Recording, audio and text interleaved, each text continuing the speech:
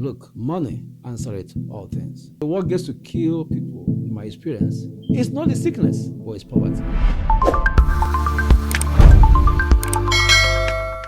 Today's episode, I'm discussing about my transition from being a health doctor to being a wealth doctor. For me, it was a no-brainer decision because while working in the health sector, I've often come into situations whereby I see patients who have prescriptions who can't afford their medications. I've seen individuals who are sick in the hospital, they can't pay their bills. I've seen working people who are going through treatments, they can't afford the costs of treatment. So eventually, you see people dying for sicknesses, some of them preventable, or sicknesses, some of them treatable, because they couldn't afford to take the cost of treatment. So thinking about it, I thought about it, I said, look, money answereth all things. In all honesty, people are not entirely free until they are economically empowered. So I believe by helping to empower so many persons, they can actually afford to take care of themselves, their families, and if they need to take any treatment, they can also afford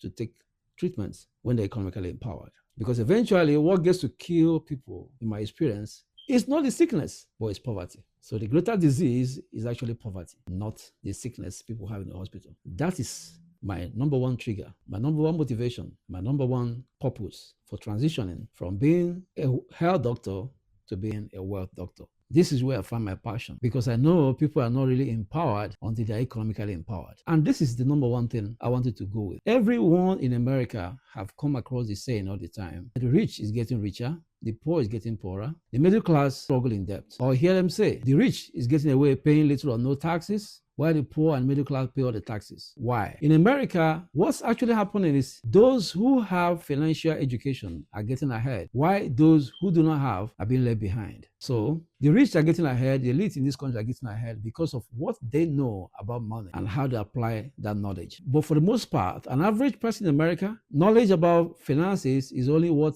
he learns at home. He or she learned at home because the subject of money or financial literacy is never taught in school. So people end up recycling what their parents taught them. Have you heard the saying? People say parents told them that money doesn't grow in trees. These are some form of stories told at home. So people end up recycling the same information they learned from their parents. And how are their parents doing financially? They were broke. So when you recycle information of those who were broke, you end up being broke. So that's what happens. But by the special grace of God, we'll be looking at the financial literacy and helping to empower many families by bridging the gap between the rich, the very rich, and the poor using the subject of financial literacy. Those who know are getting ahead, but those who don't know are being left behind. Once again, watch out for the next video.